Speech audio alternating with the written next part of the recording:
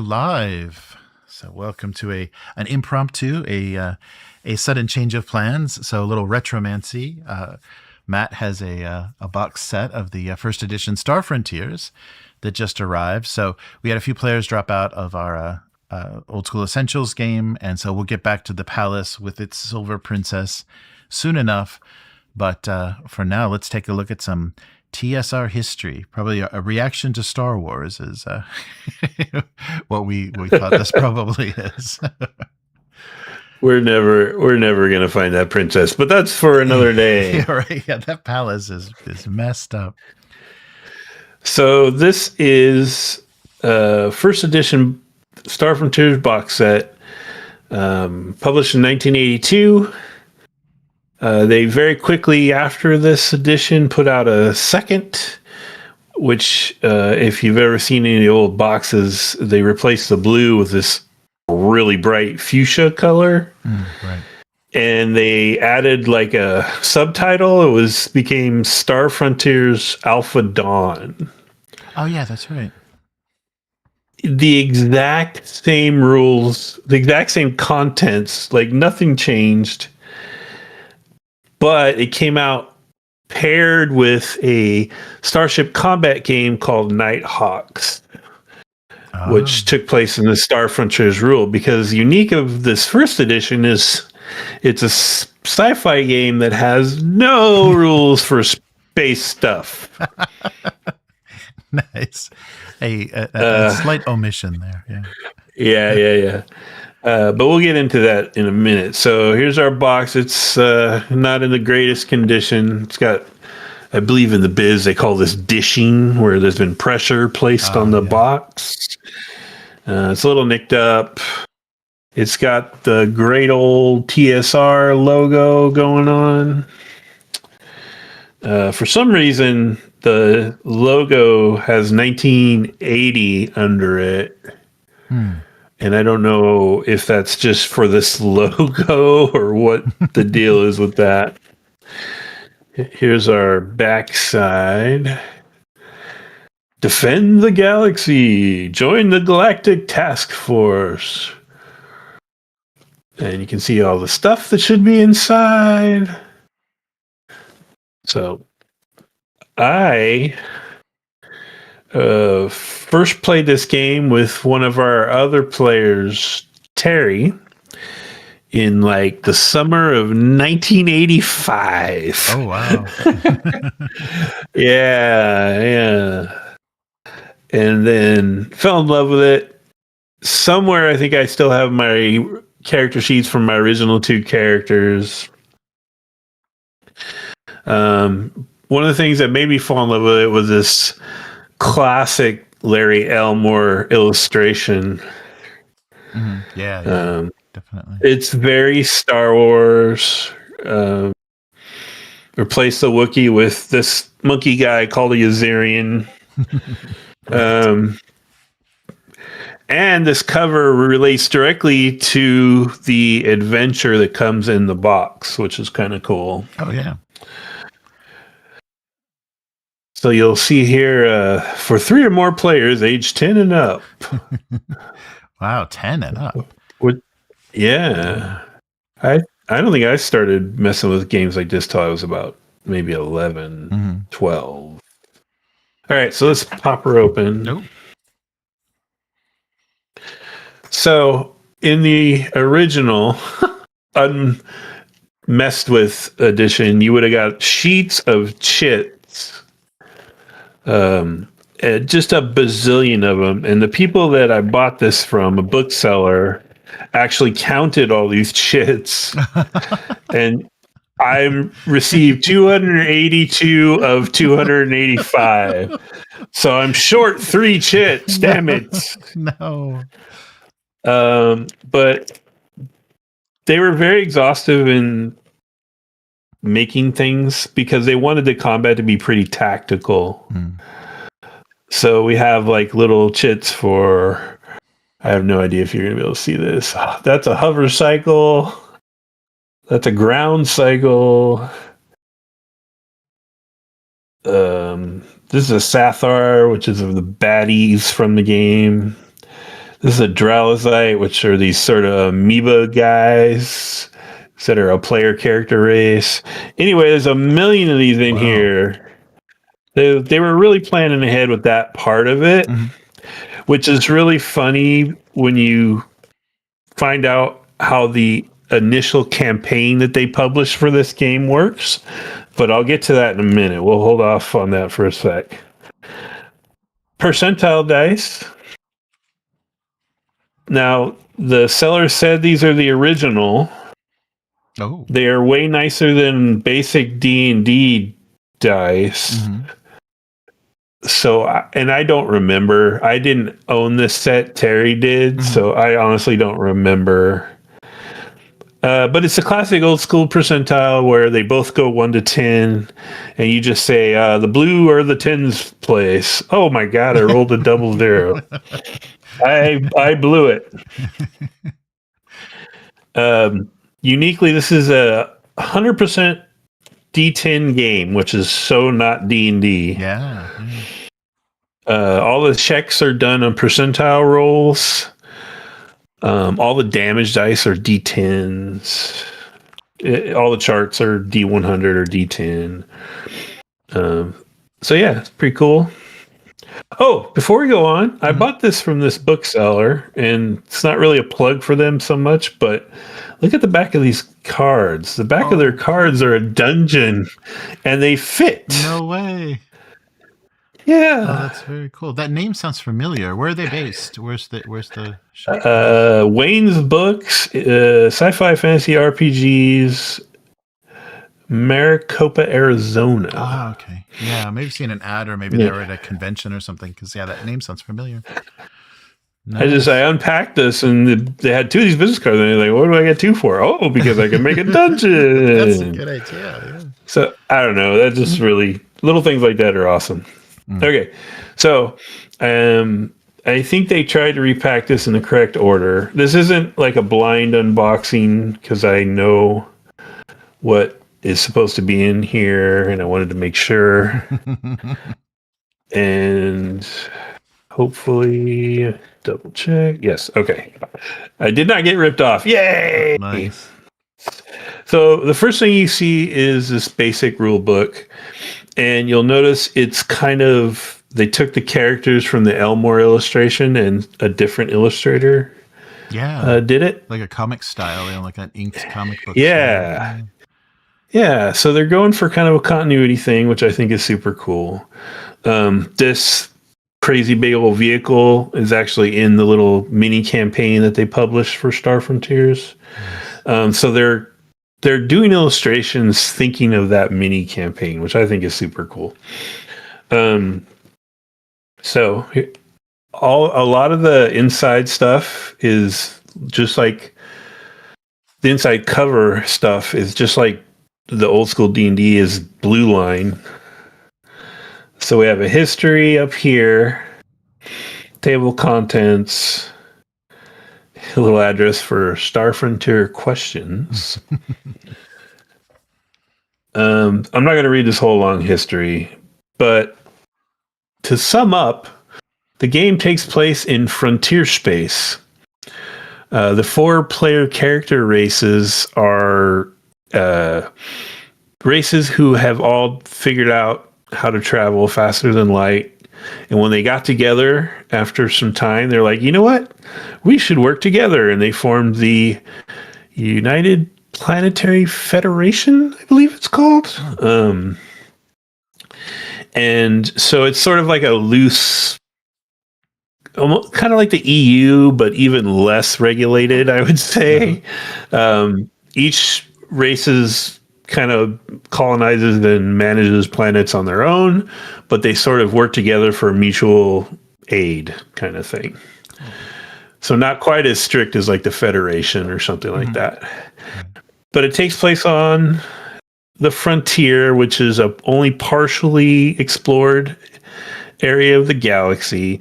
You never learn where any of these races are from. Like there's no like star charts showing like the human home planet. You don't, it's kind of Star Warsy. The humans aren't necessarily from Earth. But your other player character races are the awesome Vrusk, which are these insectoid fellas, the Yazirian, which are semi-flying monkeys men, and the Dralasites are kind of these amoeba fellas who can change how many limbs they have and gender. Nice. So we see Star Frontiers, Exciting Adventure in Alien Worlds, 1982. Also, credit-wise, I think they kind of copped out and did sort of like a general staff credit with an editor. Oh, that sucks. Yeah. But I've heard that, who was it? Moldvay had did a lot of work on Star Frontiers. Oh, interesting. So this rule book is super basic, and it's kind of going to take you through play without a game master. Oh, wow. So it has. Oh, the other thing I love about Star Frontiers is there's a lot of Jim Holloway art, which is what all of this is. He's one of my favorite old school RPG illustrators. I don't know if you can make this out, but this is a bar scene where there's a Vrusk at the bar, a Yazirian on a stool, a Dralasite stealing some liquor. Yeah, just cool, like vibe kind of stuff. Someone getting shot by a Vrusk shooting a guy here. The Vrusk are funny because of the way their hands work. They have to have specially molded like guns and stuff. Anyway, we get a little introduction. What is this game about? Each player in a Star Frontiers game plays a character, either a human or an alien living far in the future. In some way, characters are like the pieces used in other games. So this is like the super basic, you've never played a role-playing game kind of thing. Right. Little explanation about how to use percentile dice, which, it is sort of different for the D&D players, I guess, although they had a little bit of percentile. Then we got our attributes. Attributes are ranked on a percentile scale. So you got strength, stamina, dexterity, reaction speed, initiative, intuition, logic, personality, and leadership.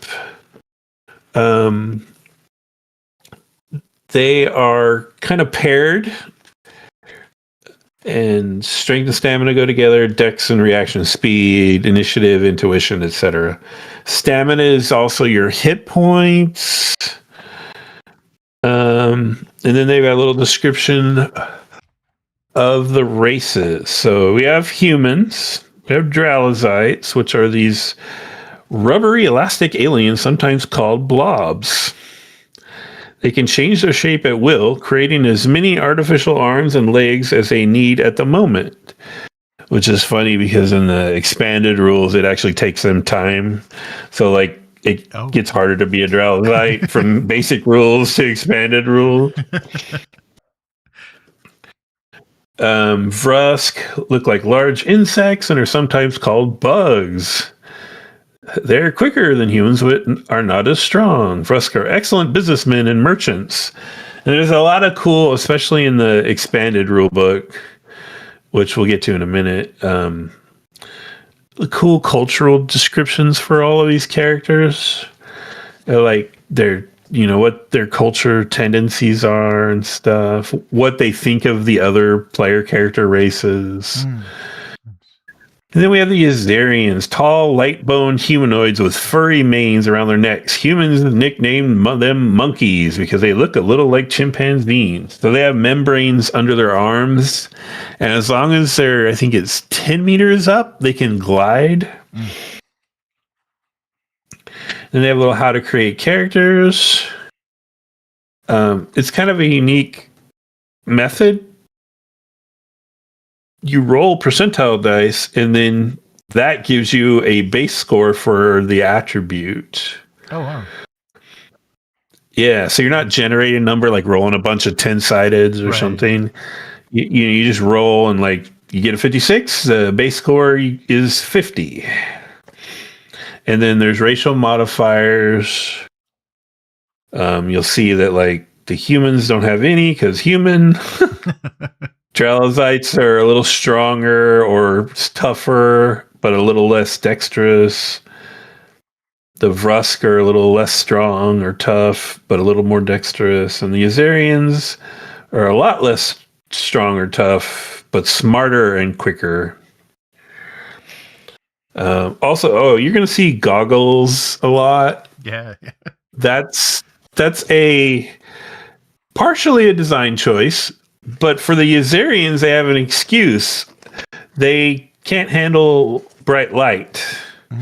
So, during the day in a normal situation or in any place where there's bright light, they're probably wearing these tinted goggles. Here's a little example of a character sheet here. The basic character sheet is super simple because they don't even get into like skills, which is an expanded rule thing. Oh, wow.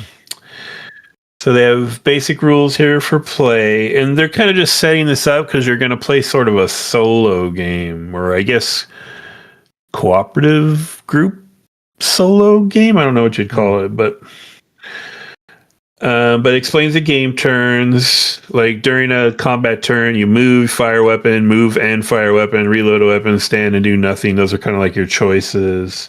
The combat is actually pretty tactical, but I think I'll talk about that when we get to the next book. And then they've got little explanations of like vehicles moving on a grid, characters moving on a grid, grenade bounce diagrams. Oh, wow. Yeah. There's a little abbreviated weapons table. There's a ton more weapons than this, but this is just to get you going for this little intro game they're going to do. And then some explanations of equipment. Oh, rules on healing too. And they got some cool little illustrations. Now, this is, early 80s. So their future technology is going to feel probably a little underwhelming compared to a lot of sci-fi. Right. So like, a digital watch, a giant, their stem dose injector is this giant thing. Right. You've got an ident card, and if you look at it, it has like the punch outs, like those old school computer cards. Not magnetic strips or RFIDs. Wow. Right. Yeah. I remember I have vague memories as a child of going to the bank with a parent or a grandparent and them having to put those weird little punch cards in the thing. And wow. Yeah. I guess before magnetic strips, that would definitely could be a thing. Before ATM. Yep. Right. That's your identity. Uh-oh. Oh, Matt, I think you froze up on me. And stuff, yeah. Oh, there we go. Oh, yeah, sorry. You froze up. Then you got some gun, a little. Oh, sorry. You froze up for a second. Yeah, you're back. Yep. So just showing off the guns. I was just saying, yeah, I like the illustrations for the guns. They're a little Star Wars. Yeah. Right. Kind of cool. You have some exotic stuff that you don't get in Star Wars, though, like needlers and gyrojets. That basically fire little rockets instead of bullets. Nice. And then there's an adventure. And it's literally just kind of a do this number 2, number 3, number 4 kind of thing. So it's not meant to have a game master. Mm-hmm. How to win, I thought, was kind of a funny entry. Yeah, like you're winning a role-playing game. You win. The players win if they learn why the raids are taking place and stop the raiders from striking again. So I guess it's like you are victorious or successful would have been I think a more appropriate terminology. Yeah, but you'll see it's just little, almost like choose your own adventure. Like just like Part 8 is the raiders flee down the corridor and out the front door. You run after them, but they have a head start and are turned ahead of you. Seeing you following, the raiders split up. One runs across the road, and the rest jump into a waiting skimmer and pull away from the curb. What do you want to do? Call Starlaw and alert them to the crime. Go to 9. Pursue the Lone Raider. Go to 11. Pursue the raiders in the skimmer. Go to 12. So it's a neat idea of like how to teach people how to play the basics of the game without a game master. Interesting. Yeah, the beginning of the Palace of the Silver Princess did that too. The entry into the palace is a choose your own adventure that the GM has to run though, or the DM has to run, which is a little frustrating because I can't run it traditionally. I have to literally follow your choices. Oh, really? Yeah. Oh, that's funny. Mm-hmm. They even made a special alien creature called the Hydra for this first adventure. They got little rules for designing your own creature, which I think is kind of funny because I can't see people. I don't know. Maybe I could imagine people had this and the expanded rules from the same box, and they're not going to then start using conventional, like have a game master who makes an adventure and stuff. Right. But it's cool. There's an explanation of the metric system because it was the 80s in America. The what now? Yeah, because everything's in the metric system. Sorry, America. So yeah, they have little comparisons of like, if you're measuring length, the English system uses yards. The metric system uses meters, and they have the conversion ratios and everything. We got a little glossary going here in the blue line. And then the basic character sheet. Oh, wow. Yeah. So handedness, which it's a tactical game, so they care about stuff like that. And the fact that I think it's the Dralasites are just, they don't care what hand they are because they can have like 3 or 4. And then these are the paired attributes I was talking about. There's an initiative modifier that's generated based on, I think, your reaction speed. And combat's interesting. The order of combat is interesting. We'll talk about that in a minute. Weapons, defenses, because you can wear like special like combat suits, or you can have energy screens a la Dune. Energy record, everything takes energy, so you gotta track all your ammo and such. Personal info, and you'll see they put a little UPF personnel form. Nice. All right, so that's the basic. Then we get to the meat of the matter, the expanded rules. Same cover. Nice little index on the back. More blue line. Oh, yeah. So yeah, here's what I was talking about earlier. Design, TSR staff. Yeah, that's weird. Yeah, it looks like from the Wikipedia there were quite a few people contributing, so maybe they didn't want to slight anybody, so they just didn't give anybody credit. Yeah, and I heard a lot of big names. Like I think was it Ken? What's his name? Rolston. Zeb Cook, I think, because there's actually an expansion supplement they put out before they canceled the whole line called Zebulon's Guide. Yeah. And that was like a nod to Zeb Cook. Nice. So we got a cool little scene of Vrusk with a rocket launcher, Human about to throw a grenade, and a Dralasite looking at a skimmer. Table of contents, and now like we're getting into early 80s rulebook, tiny text, tiny packed text.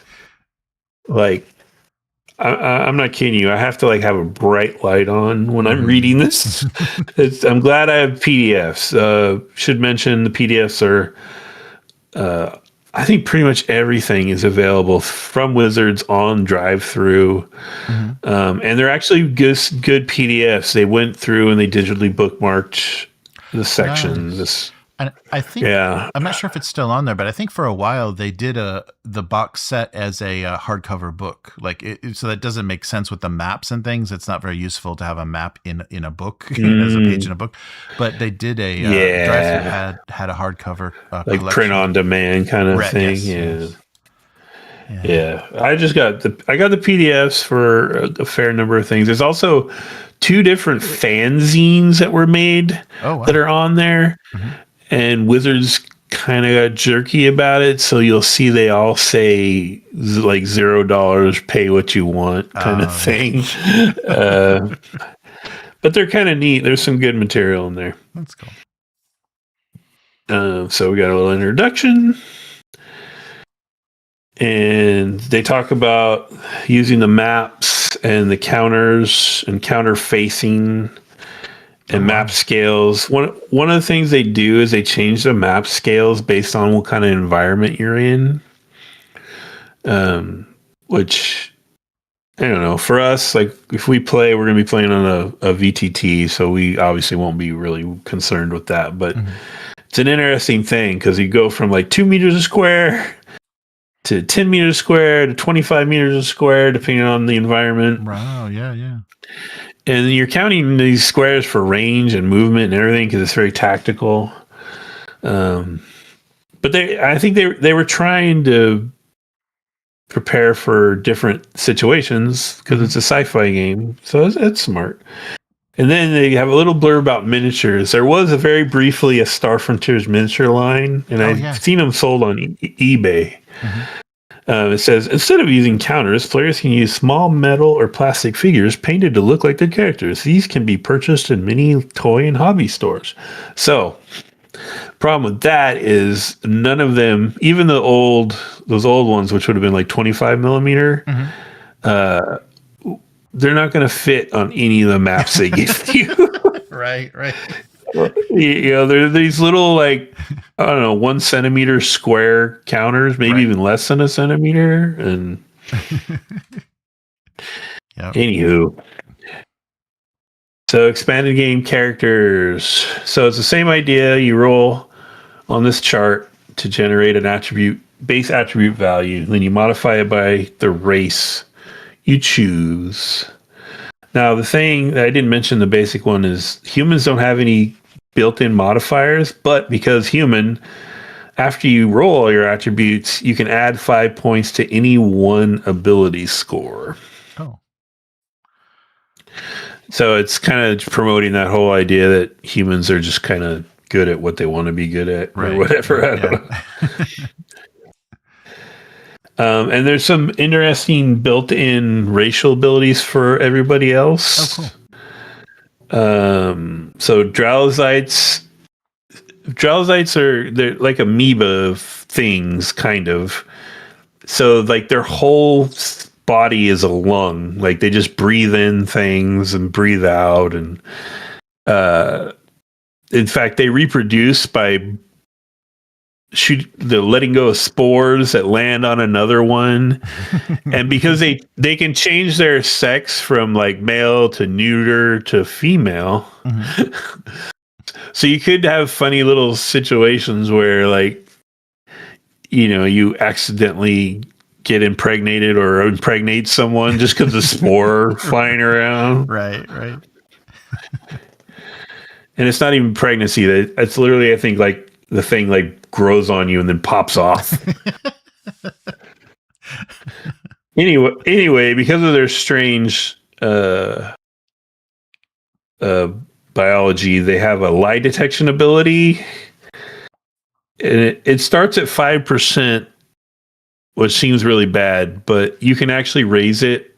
Experience points in this game are just all spent to either raise your attributes, raise your skill values, or raise the special ability like this one. Oh, cool. And they also have elasticity, so they can stretch out. They can form new limbs. The Vrusk have a comprehension ability. They're really good at comprehending alien cultures and languages. So they have like a basic 15% in that, and they're ambidextrous. And then the Yazirians, the flying monkeys, have battle rage, gliding, and night vision. So their battle rage is only 5%, which again seems really low, but you can raise it. The gliding is what I said. They have to start at least 10 meters up. And I think they can move at like a meter for every meter in the air they were when they jumped. Something like that. Anyway, they can glide and they see in the dark. Then we got rules for ability checks, which would just be a percentile roll, maybe modified depending on the situation. This picture I love because it's like super retro. Oh yeah, and it's kind of different than the Elmore and the Holloway stuff. You know, It looks more like French sci-fi or something. Yeah, you know? definitely. Yeah. Yeah, nice. There's little rules about improving characters, and I think someone got this page wet once upon a time. Oh well. So it says players increase their ability scores by trading 1 XP to raise an ability score by 1 point. Oh wow. You can have 100 in an attribute eventually, and it doesn't really matter. 96 to 100 is always a failure. And I believe 1 to 5 is always a success. So and there's a lot of modifiers. I'm sorry, go ahead. Well, like a basic role play light. It seems like the rules are really leaning. Yes, it is. In fact, when we get on to the skills and stuff, I'll explain my house ruling because I went more towards BRP and away from some of these ideas. But yeah, the other one is skills. Skills are in levels, and generally speaking, a level is like 10%. No.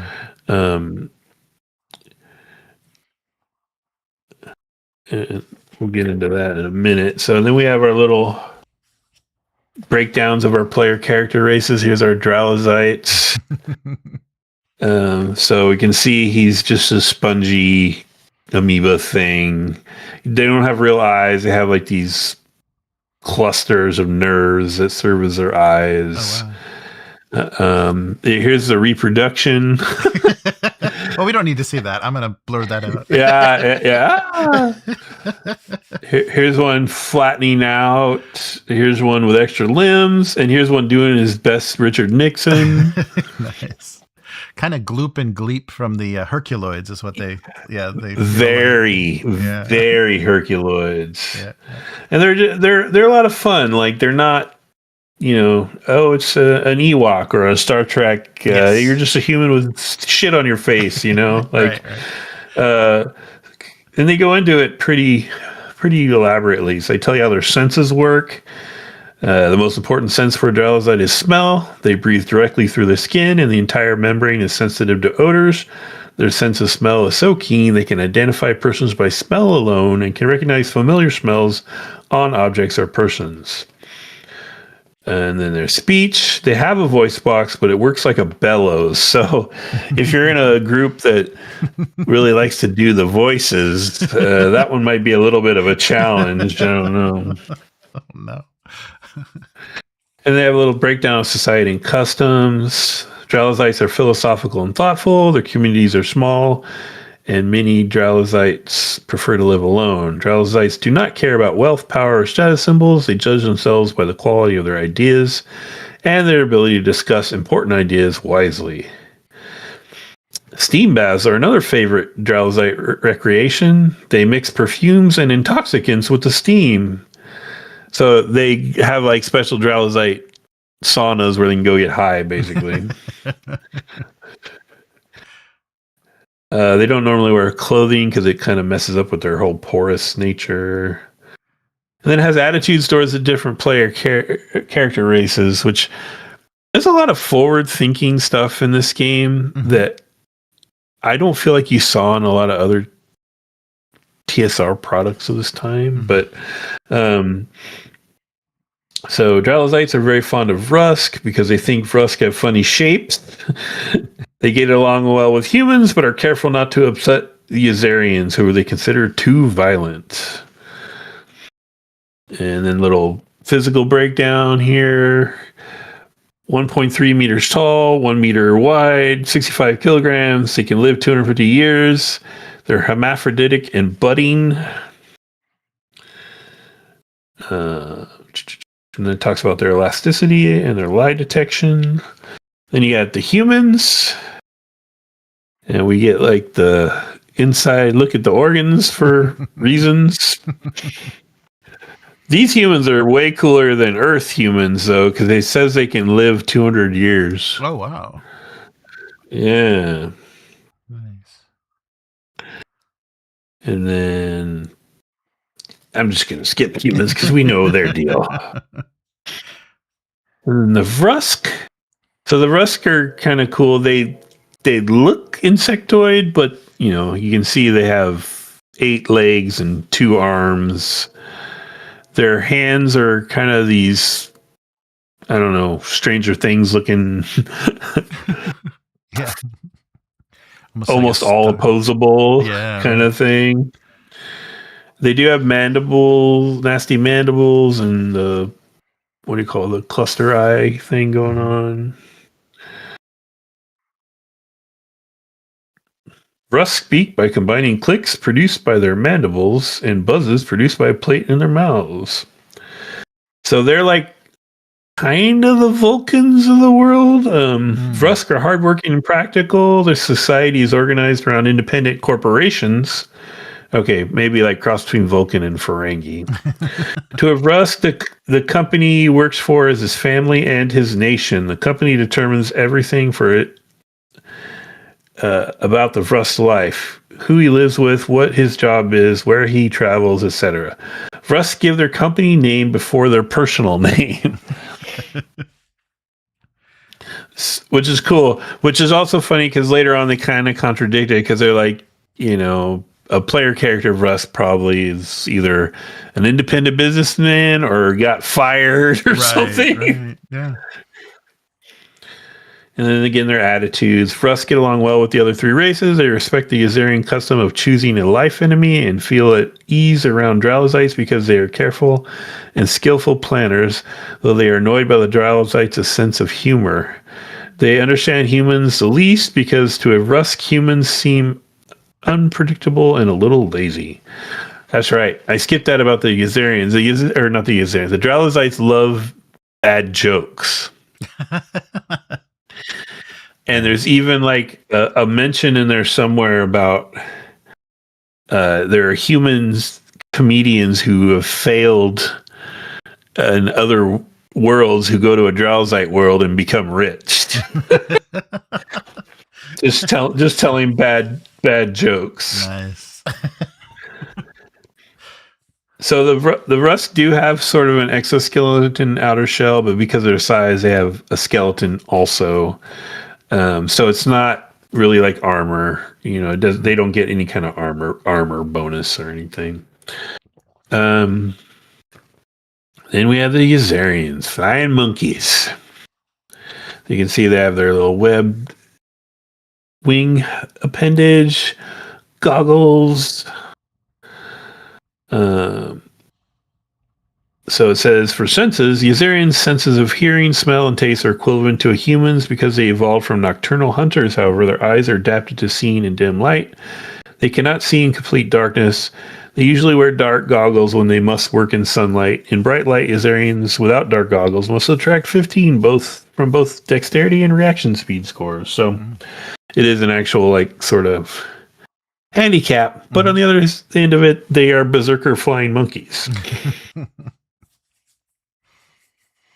So Yazirian communities are divided into large, loosely organized clans. All the members of the clan are related to each other. In the past, clan ties were very strong. The clans had traditional enemies and allies, and they struggled constantly for power and land. Since the Yazirians moved into space, they have learned to cooperate more, and the clans have become less important. Despite this, Yazirians still have a reputation throughout the frontier as proud, fierce fighters. So, kind of like shorter Wookiees who can glide. Right. And they have this cool thing here. Yeah, custom Yazirians have kept intact is a selection of a life enemy. When a Yazirian chooses a life enemy, he dedicates his life to destroying, overcoming, or outdoing that enemy as completely as possible. In the past, a Yazirian would choose an enemy clan or clan member as his life enemy. But now the choice is much wider. A Yazirian scientist could name an incurable disease as his life enemy. Oh. Or a Yazirian trader could choose a competing company. Right, so it's just kind of a cool. They're very honor bound. Let's see their attitudes. In general, Yazirians, like Vrusk and humans, they occasionally lose their patience with Dralasites because they are slow and would rather discuss ideas than act on them. Yeah, so I guess they're a little Klingon too. Right. So if they trigger their battle rage, which you may recall at the start of the game is like a 5% chance. Excuse me. Yazirians train themselves to go to Berserk in battle. A Berserk Yazirian gets a bonus plus 20 to hit in melee, which is pretty big in percentile. Yazirian's characters start with a battle rage score of 5, which is a 5% chance to go Berserk. This chance can be increased. So that's it. Basically, if they trigger it, they get a plus 20 to hit for the rest of the combat. Wow. So it's not quite as brutal as like some games is like, they're going to kill everything until everything's dead, Right. or something like that. Oh, and then spoiler alert, the Sathar. I've heard some people call it Sathar. I was raised calling it Sathar, so that's what I call them. The Sathar are the big bads of the game. You're not really supposed to know much about them. They're basically kind of like these earthworm creatures with limbs. It's funny because I remember, I can vividly remember glancing at this one time when I was playing this as a kid with Terry and thinking that this was they were kind of like a cobra body or something. Right. But no, that's just a cut open, dissected Sathar. So they're kind of the evil, mysterious menace. No one knows where they're from. No one knows what they really want. They just show up and attack places. The thing with them that makes them really freaking the UPF out is they've never captured one alive. They've never been able to communicate successfully with them. Oh, wow. Literally, they will poison or blow themselves up. They will not be taken alive. Interesting. So they're a lot of fun. You can get pretty creative, I think, with how they operate. There are a lot of actual information about how they operate in that Nighthawks expansion I mentioned, but I would just do what I want to do because they're so mysterious, and they like to hire foreign agents, so they will actually have people operating as agents for them inside the frontier and stuff. They're pretty cool. Nice. So now we get onto the skills. And so they just another comment about the early 80s rule books. It's we went from character race descriptions to skills, and there's no graphic fanfare. There's a small header that says skills, right? I mean, look at Sathar, which is one part of one section, and this is a new section, and it's just a skill because they had to cram all this crap because it's TSR, and they're trying to keep all their books to 32 pages or whatever. Right. Standardized, Yeah. Anywho, so the skill system is what I'm house ruling the most. Basically, when you create your character, you choose a broad skill category that represents sort of your character's background, like whatever their profession or education was before becoming, a space swashbuckler or whatever. And so those categories are military skills, technological skills, and biosocial skills. And then under those are specific discrete skills. And why you choose a category is because they want you to pay a different amount of points to buy up. Oh, okay. Based on what category your background is. So if you have a military background, a level 1 skill costs 3. If you're not from the military background, it costs 6. Right? And then technological is 4 or 8, biosocial is 5 or 10. There's technically kind of a fourth one. In my house rules, I'm calling it spacer. So there's a set of skills from the Nighthawks expansion, which is all about space combat and space operating in space. So I, for my house rules, have a spacer PSA with skills under it. However, they, in the Nighthawks rules, made a whole different system for buying the spacer skills. Oh. I don't know why they thought that was necessary.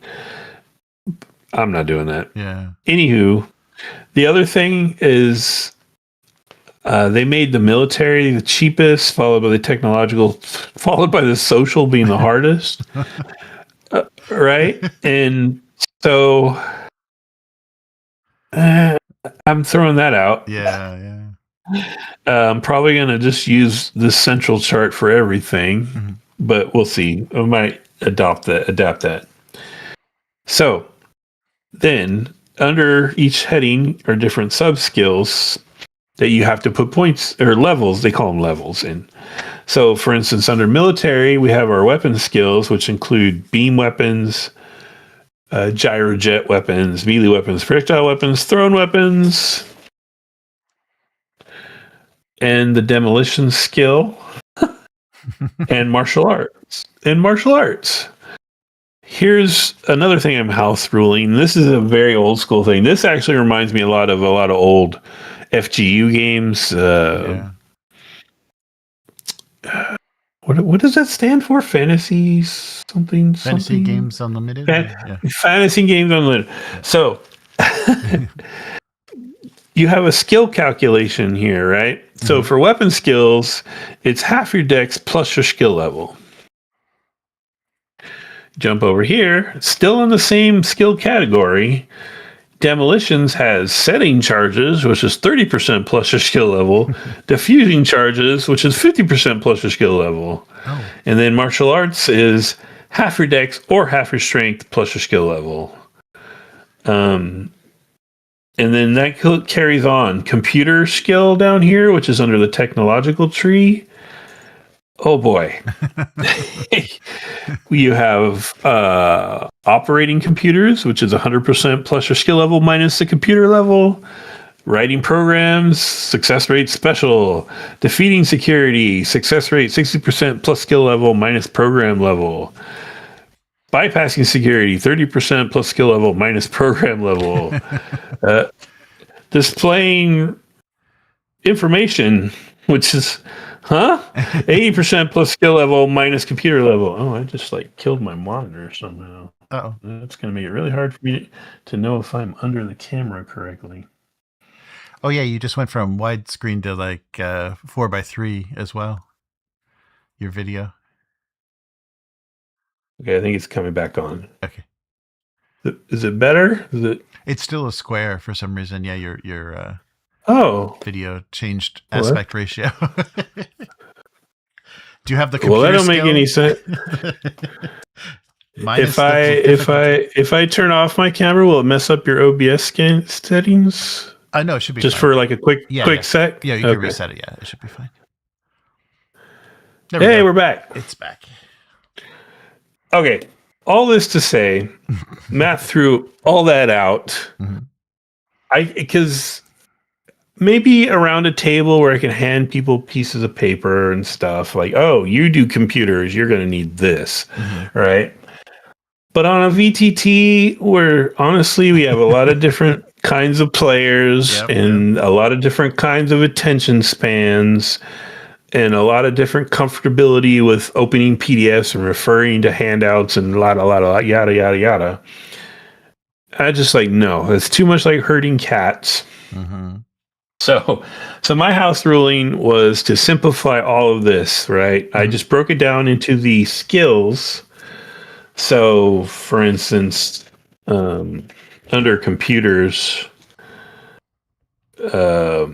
we have a computer, or under technological PSA, we have a computer skill, we have a robotics skill, and what else? We have a technician skill, and I think that's it, right? So we're not going to do all of these weird different calculations. We're going to be, what is your skill level?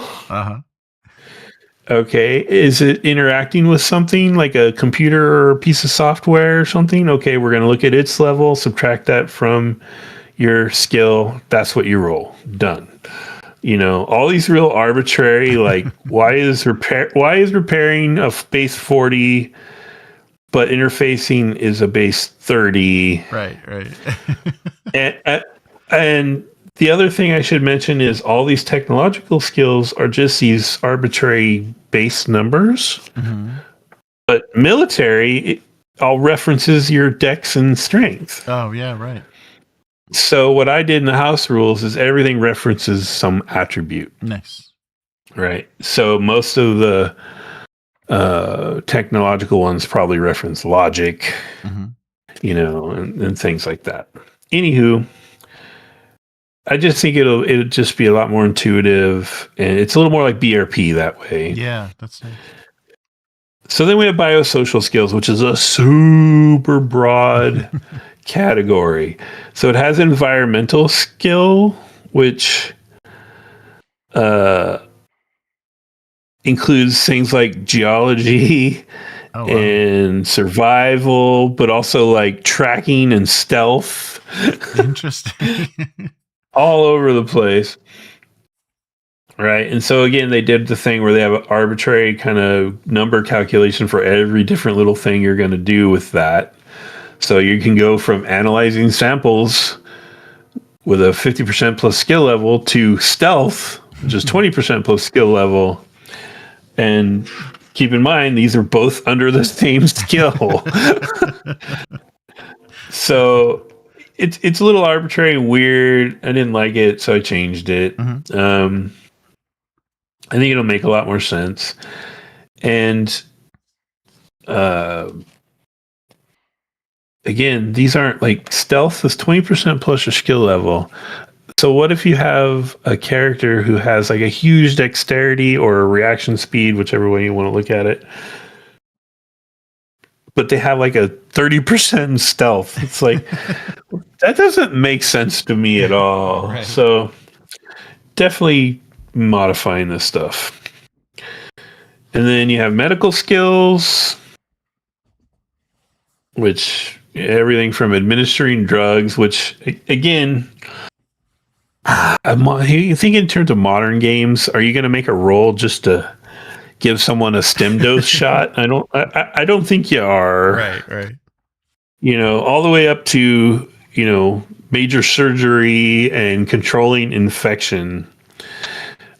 I think they had a real good intention. They were really trying to cover all their bases, but it's too much. It could be simplified. Also, cool picture of a medic on the battlefield there. Oh, look at this printing error. Oh, I don't know if you can tell. You can tell, but look how close it is to the edge there. That sheet either got cut wrong or slipped on the press. And And then you have psychosocial skills, and they got into the weeds with this, with like empathy and hypnosis. Oh, wow. Other things like persuasion, totally cool.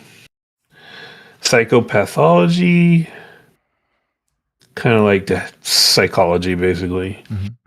So yeah, I just, for my house rules, I simplified all that. And then, again, awesome kind of Mobius looking art right there. Oh, yeah. And it's referencing this weird giant vehicle again. So we jump from skills to movement. Again, there's no, like, modern rulebook would probably have like a change in border or something, a much more obvious header kind of title thing. So they've got movement based on walking, running, and per hour. There are some hex crawly aspects to this game in the mini campaign that they made for it. I think it's 3 modules or maybe 4. The one that comes in the book plus 2 to 3 more. I'm blanking on the exact number right now. They even have like terrain effects that's indexed to what kind of travel. So if you're slithering, this is what it does. In a bog, you're 0.8 movement. Are you so again, that's very like in the weeds kind of stuff. You probably wouldn't see much in modern games. And when I run this, we probably won't even be paying much attention to that stuff, but that's okay. Then we got rules for like wounds, special situations like leaping and vaulting, falling, jumping, diving, swimming. Generally speaking, like if it doesn't fall under a skill, you're going to make an attribute check, which is really handy because all your attributes are percentages. The way I'm going to do the house rule skill system is basically if you aren't trained, you check on half your ability that's related to that skill kind of thing. Then expanded combat. This is a cool firefight in a corridor going on here. So this is kind of neat. And I do actually want to sort of try this system. I'm going to tweak it, of course, but the way it works, it has group initiative like old school D&D, which is funny because every character in Generation has a derived attribute, which is like their initiative modifier, but only one person rolls that in a combat. Oh. So normally it would obviously be the person with the best one, right? So it's got the standard, check to see if characters are surprised, roll initiative, and then this is the part I'm probably not really gonna. I've never liked this. Everybody say what you're gonna do, and then we'll do those things. And Larry, you said you were running behind that building, and you can't do that. And plus on a VTT with we're not seeing each other. People are gonna forget and step on each other's toes and blah blah blah. So probably won't do the announcing in advance. But I do want to do the movement and combat part because it's cool. So side B, which would be the people who lost the initiative roll, they have to move. They move first. So they make all their moves. And side A, the people who won the combat, can shoot at them while they're moving. Right, nice. Right? Yeah. And then side A can move. And side B can shoot at them while they're moving. And then anybody in side A who didn't shoot at someone while side B was moving can then shoot. and then just rinse and repeat. Yeah. I thought that was kind of fun. It's a different tactical feel. Yeah. It kind of gives you the feeling of like Overwatch, like, because he's running from cover to cover, I better shoot him while he's out of cover. There's technically a penalty for shooting someone who's running, but it's not as bad as shooting at someone behind cover. Right. That kind of tactical stuff is kind of neat. Yeah, and we don't see that a lot in other RPGs that we play. So I want to try it. I want to try it, see how it goes. Yeah, and it makes it worth counting squares and stuff. That'll make it much more fun because there's exactly. Mm-hmm. Little range combat procedure and modifiers.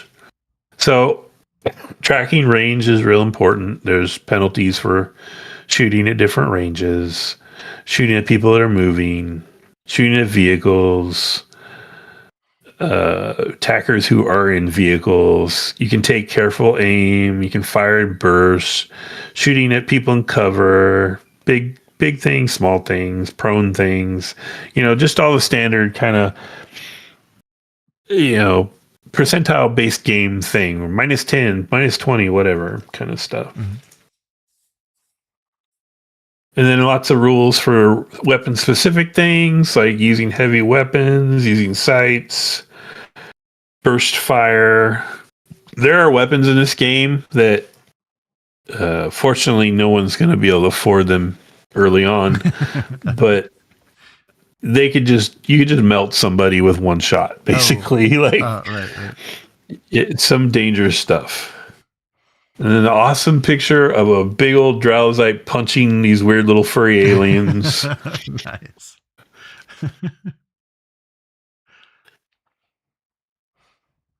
And like before, we got our grenade spread, melee rules. They have a neat little, I can't remember if they call it knockout or stun. Knockout. Here it is. Mm-hmm. So, any roll of 0-1 to 0-2 knocks the character unconscious. In addition, an opponent is knocked out if he was hit with a blunt weapon and the number that was rolled ended with a 0. Oh, wow. Yeah. So they kind of took the whole, like, what if you want to subdue someone or something, and they made it part of the roll, which is kind of cool. Yeah.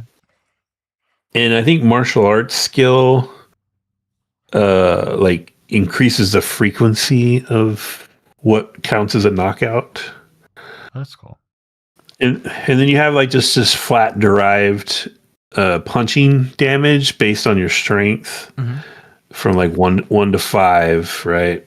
And that gets added to melee weapons. So if you punch someone and you have a 60 strength, you do 3 damage. But a melee weapon will probably have a dice roll, like a die 10 or something. Right. And then you just add that to it, basically. Speaking of weapons, we've got all our weapon charts. And there's a large variety of damage. Now, keep in mind your stamina is your health, your hit points, as well as being an attribute. So it's what you roll to resist, poisons and knockout gases and stuff like that. But it's also your hit points. And you can see on the chart here, the best you're going to start with is a 70. But realistically, you're probably going to have a 50 or something like that, right? So keep that in mind. Say you have 50 stamina. And then we look on here, we have an electric sword that does 4d10. If we go over to the actual ranged weapons, there's a sonic disruptor that can do 6d10. It's this thing called a sonic devastator, which is just like this giant mounted gun. It does 20d10. Oh, wow.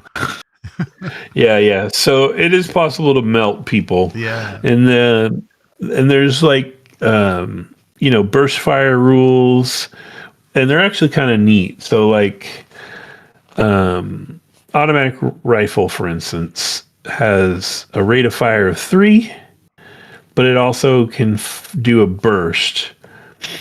So a burst fires 10 rounds, and it can target like I think it's anybody in like a 10-meter area kind of thing.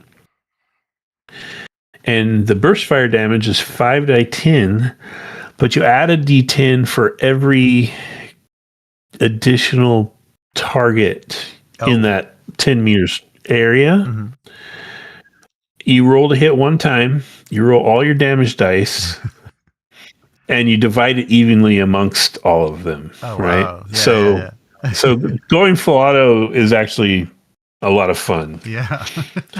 and you have like crazy grenades, like they have doze grenades, frag grenades, incendiary grenades, poison grenades, smoke grenades, and tangler grenades. And they have grenade launchers under gyrojet weapons. And the description is funny because literally they just said, you just take an ordinary grenade and you put it in a special case for the launcher and it shoots it. So they don't have like custom, like, 40 millimeter projectile grenades or anything like that. You just put it in this little thing and put it in your gun and shoot it. And they have little breakdowns for all the weapons and the vehicles. I'll talk about the space stuff at the end because there's no space stuff in these rules. Staple fail. Oh, boo.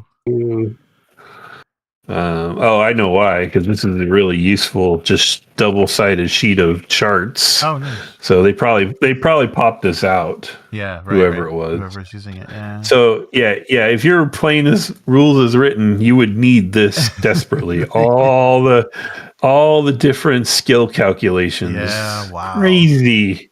Yeah, no thank you. That's just me, but what we got over here? Weapon summary. Oh, I've been entering these in alchemy, by the way. Ugh. Oh, yeah. Ugh. My least favorite thing in the world. I am going to give you guys a weapon handout. And I'm putting the weapon, the name, the cost, the weight, and then the full description, because that's easy. I can copy and paste it from the PDF. Mm-hmm. But I'm going to give you guys a weapon handout for ranges and damage and stuff like that, because I'm not entering all that for a million guns. Yeah. They have vehicle rules. They're pretty well thought out rules, like for doing vehicle damage, aerial combat, jet copters and air cars. So there is no anti-gravity in this world, in this technology. It has not been figured out. Right, so it's a little more hard science fiction, I guess, although it has lasers and other stuff, faster than light travel. Uh-huh. But there's no anti-gravity. I might as well talk about this now. I don't need to save it to the end. So there's no space stuff in these rules at all. You have to get the Nighthawks expansion, which I think came out in '83. Mm-hmm. At the same time, they republished this with, as I mentioned, bright fuchsia covers to match Nighthawks.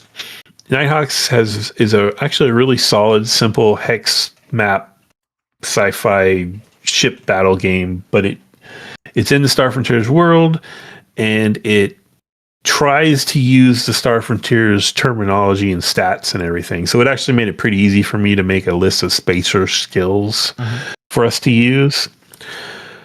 But because there's no anti-gravity, all their ships are, the decks of their ships go vertically from the engines to the nose, right? Oh, so okay. think not every ship can actually enter atmosphere, the big ones really can't, but if they could, they would all land like rockets because all the decks are away from the engine, right? Because the only time you feel gravity is when you're accelerating or decelerating, right? When you're cruising, you lose all your gravity, basically.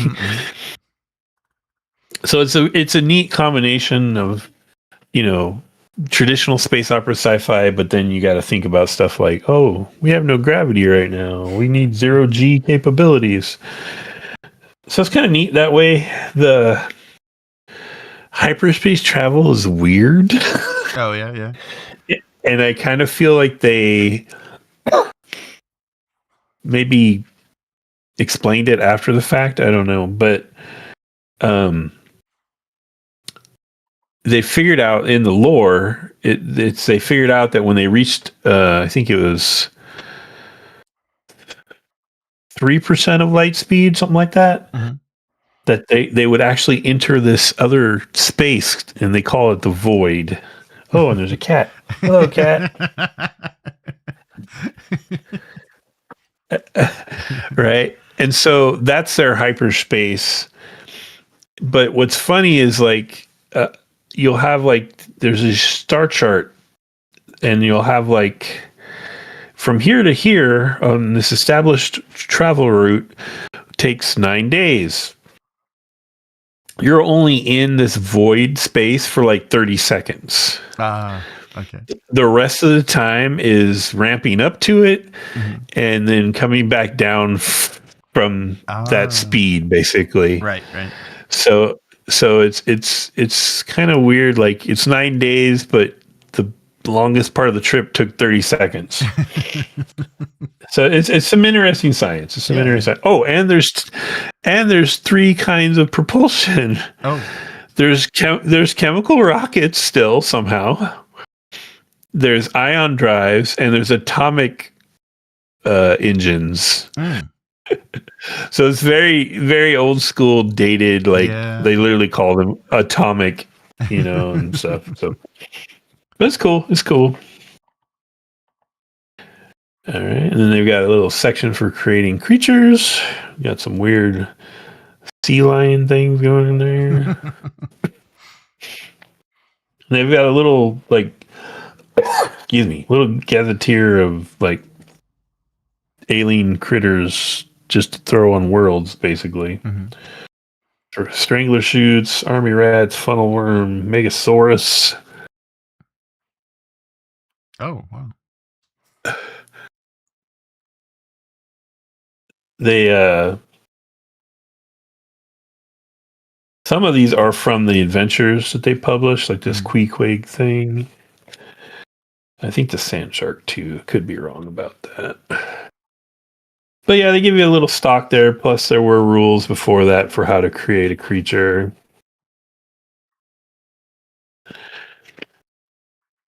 And more equipment charts just right after the bestiary for some reason. Weapon descriptions. These are actually useful because anything that has special rules like automatic fire or multiple shots or gas or, you know, explosion radiuses, they talk about it in these descriptions. And then you've got our defensive suits. This is kind of fun too, because like, you can wear an albedo suit. An albedo suit is made from a special shiny flexible material that will reflect the damage from a laser attack. For each point of damage reflected, the suit takes 1 point of damage. When it has accumulated 100 points of damage or more, the suit becomes useless. So you're wearing like a mirror, a mirror outfit, very Buck Rogers, you know. But you also have power screens, which you have to wear these little power belts to power them. They have one for different kinds of weapons, like albedo for lasers, Gauss for electrical, holo. I think just made you harder to hit. Inertia for like kinetic damage, sonic for the sonic weapons. So it gets kind of weird. It's like, what are you really afraid of? I guess you should buy that kind of screen, you know? Computer programs, they have a very extensive like rules for robots and computers and like how many bits of software, because this is again a very old game. But how many bits of software you can hold in the computer or the robot? And my cat's back! Hey.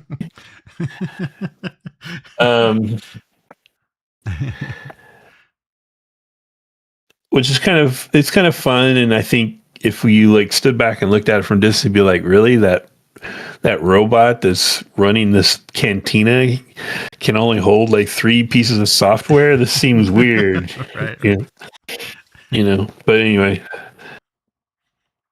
and all kinds of little random bits of equipment, like a radio phone, a shortwave communicator with 1,000-kilometer range, subspace radio, used for sending messages between distant planets and star systems. Subspace communicators send coded tachyon beams. Ah, the tachyon. That must be broadcast from very carefully aimed dish antennas to hit their target planet or system. A subspace message crosses 1 light year in 1 hour. The radio uses Type 1 para battery. So they have rules for subspace communication, and there's a little bit of lag. So, there's fun there. That's actually less lag than I think Traveler's subspace communication. Like theirs is so laggy that they actually send ships. It's easier to send courier ships. Right. And then a little talk about the frontier space. Here's our little black and white. There's some really cool fan sites for Star Frontiers with some really neat color maps. Mm-hmm. But like this is our basic star routes, established star routes for the frontier.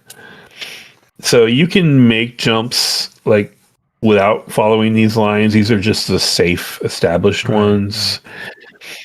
Because you could get you have to make a roll to ask for astrogation to like chart your trip and everything. And it's interesting too. They tried to be smart. So like they're trying to figure out distance in like 3-dimensional space. Oh, right. So you'll see like here from Theseus to White Light, if you count these squares, 1, 2, 3, 4, 5, 6, 7, 8, like 8 or 9, but it says 10, right? So they've built into this like a 3-dimensional kind of like offset. Right. Yeah, that makes sense. So they were trying to be thoughtful and interesting with it. Because like even Traveler, which is kind of the preeminent technical game, really uses a flat map and doesn't talk about 3 dimensions. That's right. Languages. Oh, Pangalactic. So there's sort of the UPF common language is called Pangalactic, which the biggest corporation in the frontier is a company called the Pangalactic Corporation, which characters deal with all the time. There's sort of the default, if you get a job, you probably got it from the Pangalactic Corporation kind of thing. But they do a good job of listing other companies that are the rivals and what their interests are and which ones are, tend to get their hands a little dirtier than others and stuff. So it's kind of cool.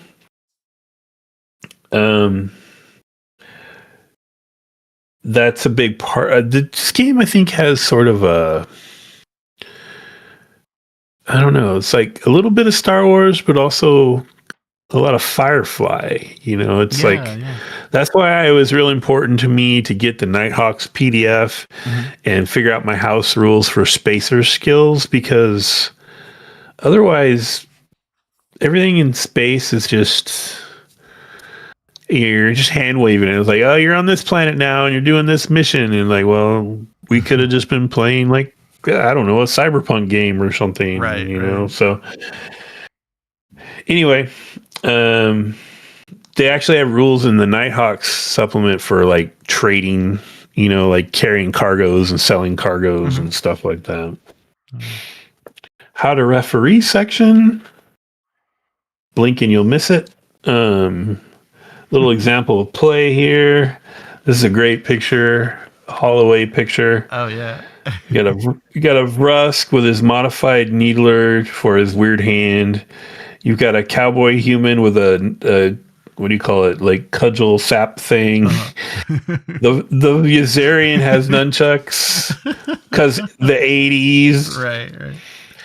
and the Dralasite's got a wrench, and they're like gonna jump this dude that's walking with a sword and dressed like a early '80s DC villain or something. And my cat keeps wanting to be involved. A little bit about experience points. The experience points are interesting because I think, character experience. The character learns things and improves himself through his experience on adventures. At the end of an adventure, a character gains experience points, which he can use to raise ability scores. A character who survived but did not contribute anything to the group's success should only receive 1 experience point. If a character accomplished his job and nothing more, he should receive 2 experience. If a character did an excellent job or contributed greatly to the group's success, he should receive 3 XP. On the average, player characters should be receiving about 3 to 7 XP during an average evening of play. So they want you to set up goals, but they give you like no real structure for how. Like modern games, that's actually not uncommon to have goals, Right. But usually there's a structure to it. Here, they're just saying you need to have some goals. Every time you accomplish a goal, you're going to get some experience points, kind of thing. So the idea, I guess, is like in a single session, you might accomplish multiple goals and get experience rewards a couple times. Right. So that's another one that I'm going to probably play with a little bit. There's a little how to create an adventure section. Sample adventure. This isn't the actual adventure in the book. This is a super basic stripped down thing about a crashed ship with a little hex crawl thing going on. Oh, nice. Yeah. Little thing on non-player characters. There they are in 0G. And then reading for fun and ideas. So sort of like their appendix in. Yeah. They got nonfiction, Isaac Asimov, Gene Belinsky, Robert Dole, Jared Feinberg. Then fiction, Piers Anthony, Paul Anderson, Isaac Asimov, Robert Asprin, blah, blah, blah. Ooh, I wonder if they have... Oh, yeah. Frederick Pohl. I love that guy. So, yeah, cool little appendix in, basically. And then we get a little blurb about the RPGA, the Role Player Gamers Association. Instead of like throwing something in the box like in the other one, you just get it printed on the back here. In an old school Dragon magazine advertisement. And then our index. Nice. And then a cat. And then a cat. So there's a bunch of maps that came with this game. I'm going to show you this. No, I'm not. I'm going to show you the adventure first. No. Okay. So the adventure is Crash on Volturnus. It's SFO. I think there's SF1, 2, and 3 were the published. I'm kind of 4 adventures in this sort of mini campaign. And you can see here it's Mark Akers, Tom Moldvay, and Doug Niles. And an awesome another Holloway picture. Again, this is another kind of fun thing with tech-wise. Because there's no anti-gravity, right, which you see in a lot of science fiction, helicopters are still a big deal. Like, they're helicopters all the time. Wow. And, like, they have, like, air cars and skimmers, but they use turbofans, like, underneath them. They're not, like, Star Wars speeders. Right. Wow. Anyway, this is the first adventure. I'm not going to spoil it, but I am going to talk about what goes on a little bit because it's interesting. So basically, the characters get hired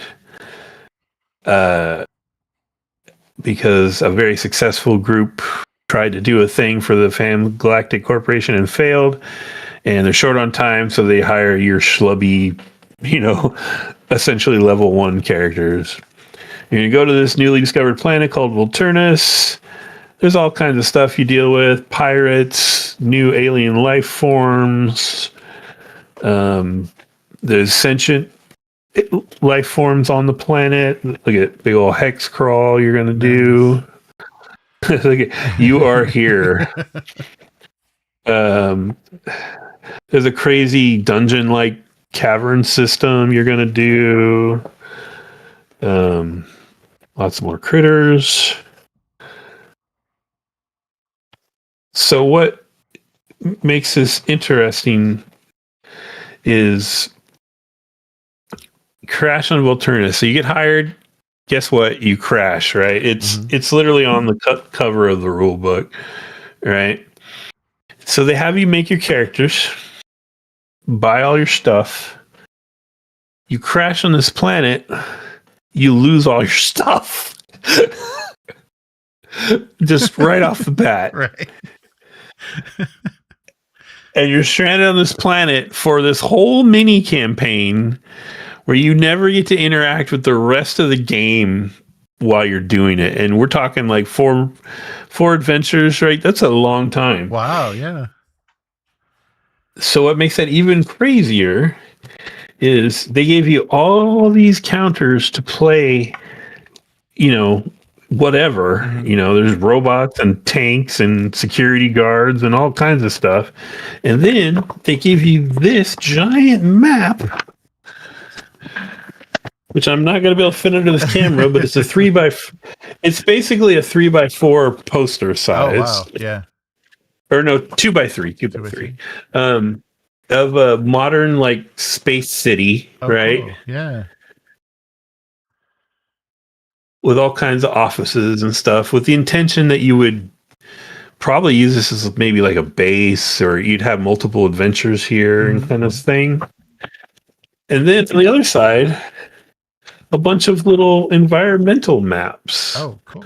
So like scrub or desert or hills or forest, right? Mm-hmm.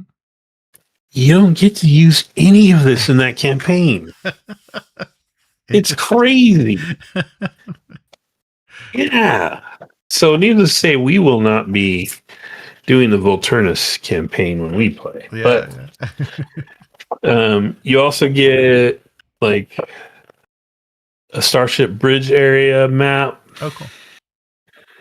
Which I heard somebody say they didn't think was made before they knew how the technology was going to work. Yeah, maybe.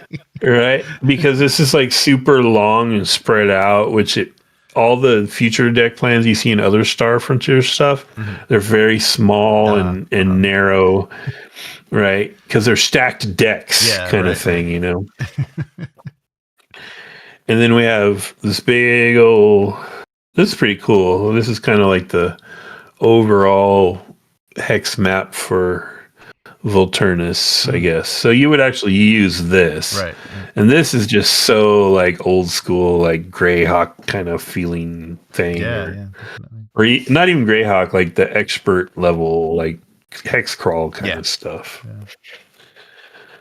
Yeah. Anywho, it is kind of cool that they made a mini campaign at launch for the game. That's pretty neat. I think there's the whole Volturnus cycle plus something like 4 to 6 other published adventures. Plus there's Zebulon's Guide, which is like a supplementary rule book, which apparently, what's that guy's name? Dave Zeb Cook? Did not like, or no, let me take that back. He really liked that phase shift system that they made for that Marvel superhero game. Yeah, right. Do you remember that thing with the chart? I think they used it in a couple of their other one-offs, like Indiana Jones or something. But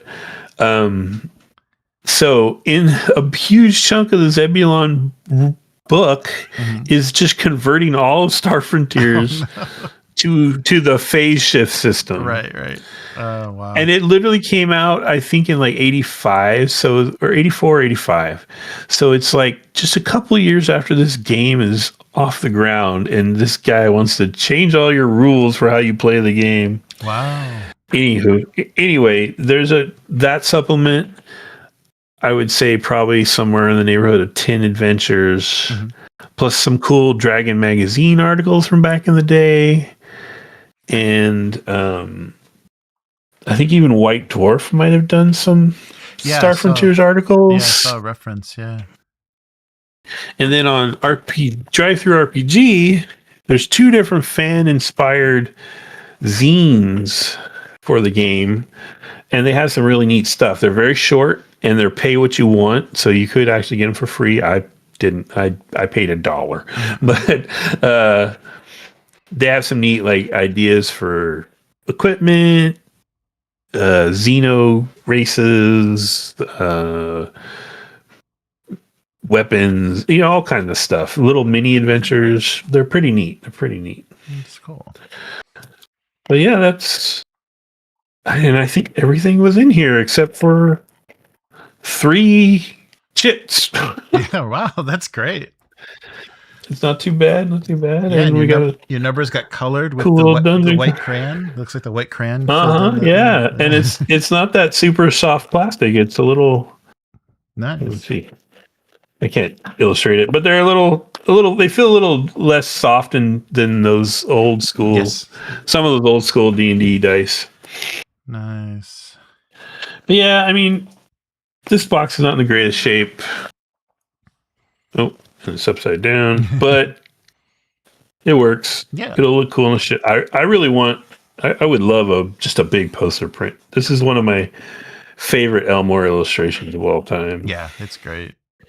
He's so like vibing on Star Wars with this one. Yeah, definitely. Yeah, it has that kind of movie poster composition and everything. Yeah, it's nice. Yeah. And it's literally a scene from the opening of their little mini campaign, which is kind of cool too. Yeah, it's a really good. But yeah, that's it. Hopefully in the next 2-3 weeks we can make some characters and try it out. Oh yeah, that'd be great. Yeah, thanks for doing all the work getting this into alchemy. I'm sure that can't be an easy job. I don't know. I think it's a Matt problem. I just get annoyed every time, but I'm working it out. Oh, good. So, and it's a percentile system, so super easy. Yeah, I don't have to figure out a bunch of equations or anything. Right. And no discussion of Star Frontiers would be complete. Remember, this was the target that new TSR was going to try to publish on their own. Yes. Remember that, Star Frontiers New Genesis, and they even faked that they had printed the books already. They showed this mock-up of a pile of books. Yeah. So the late Ernie Gygax and Justin Lanessa were planning on just releasing this because they say they own TSR, and that was in 2021, and then in September 22, Wizards of the Coast shut that down and just said, "Listen, guys, we own all this stuff, so you're kind of done doing that." Careful with your Google searches. Like, there are some really cool guys who've done some neat videos on Star Frontiers on YouTube, and even one of them mentioned it too when I was watching. But it's like, if you get into the new stuff, that is not official. That is not TSR, not Wizards, not Hasbro, not anyone sane, because they get into some weird racial stuff. No, really? Yeah. In their attempt to bring back Star Frontiers, they got weird with it. And that's so good. If you see that, just remember that's not this. Right. This is not representative of that. This is a nice game. Yeah. Right. So anything that's marked New Genesis, it would be part of that. Yeah. Blatantly racist character descriptions is what it said. Oh, geez. Yeah. That's amazing. Yeah, they're always grognards that want to lead with their agendas and stuff, and not just let us have fun playing a game. Right. Yeah. So this highly recommend checking out. Nice. Yeah, White Dwarf. The White Dwarf review was. I can't say the system struck me as especially realistic, but if you like action adventure, thinking with your fists, and Star Wars, you can have a lot of fun.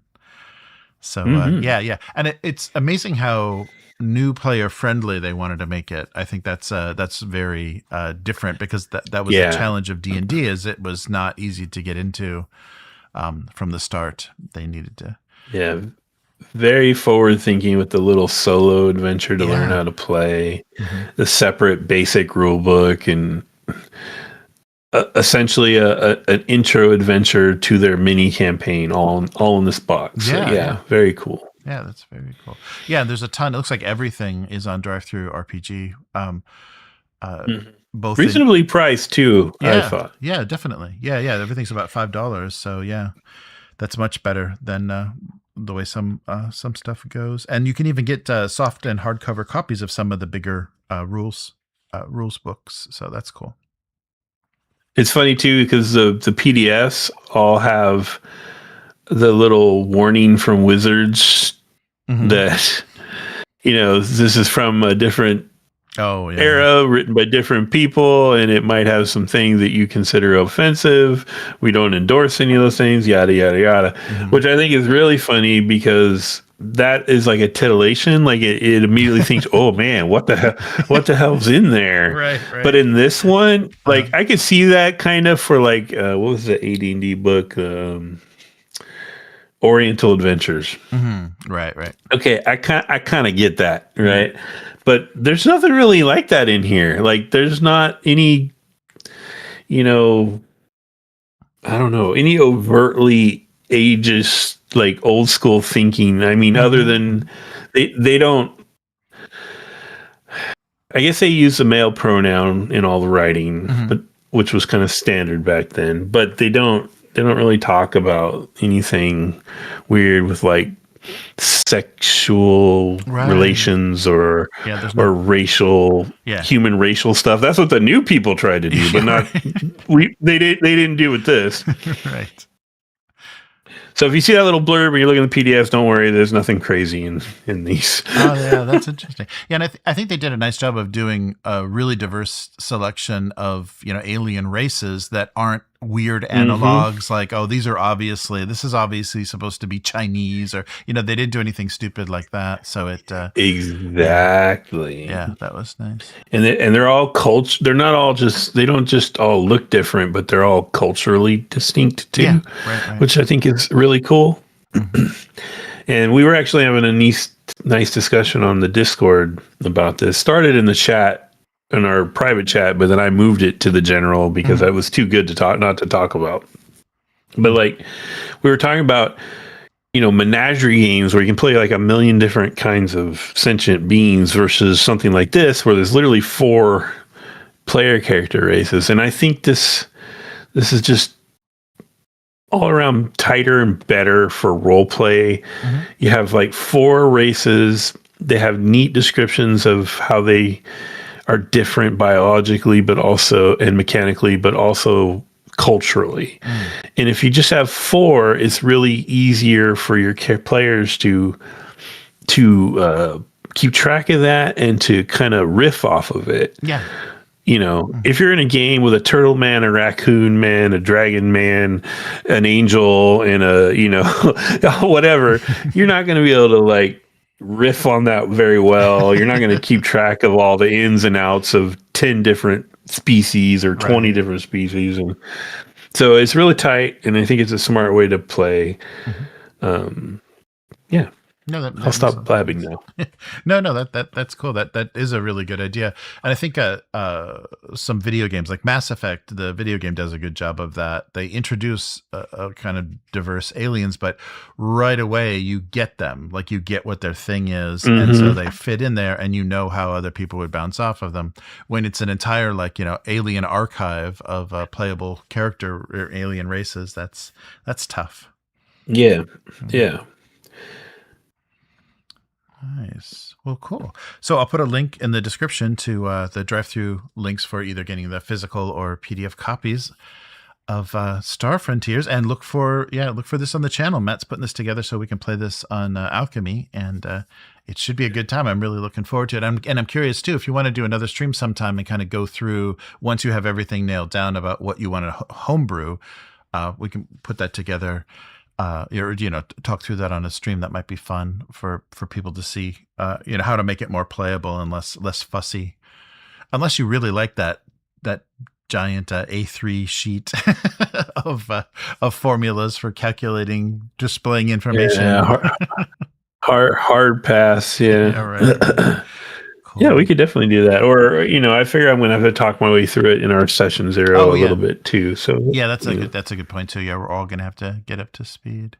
Yeah, very cool. Yeah, and this might be a really fun thing to do. Character art for. So if we've got a nice session 0, maybe I'll try to get some characters up and running. Yeah. I want to see what Jeremy does with some Dralasites. Yes. Nice. All right. Well, thanks for joining us, and thanks, Matt, for going through that. I'm so glad that came right before before the weekend. So, yeah, let's. No problem. We'll be back to this soon. So next Friday we'll be back with some old school essentials. I think Terry and everybody should be back, and yeah. So look for some other stuff on the channel before then. So thanks everybody, especially patrons and members for supporting the channel. And yeah, keep an eye on the channel. Subscribe if you want to be notified when we go live again and when stuff gets posted. And we'll see you again soon. Goodbye. Bye.